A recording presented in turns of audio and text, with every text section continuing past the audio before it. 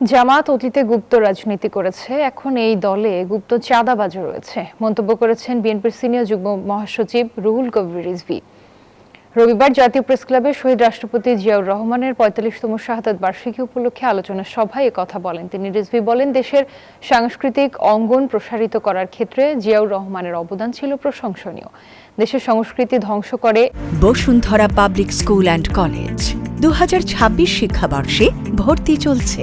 এমন আধিপত্যবাদী শক্তির আগ্রাসনের বিরুদ্ধে সজাগ থাকার আহ্বান জানান তিনি।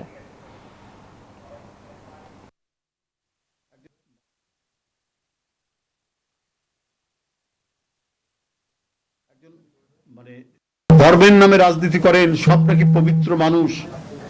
এখানে যেমন তারা গুপ্ত রাজনীতি করেছে, ছাত্রলীগের মধ্যে, আওয়ামী লীগের মধ্যে ঢুকে থেকে গুপ্ত রাজনীতি করেছে, অনেক গুপ্ত চাঁদাবাজও জামাতের মধ্যে আশ্রয় নিয়ে আছে।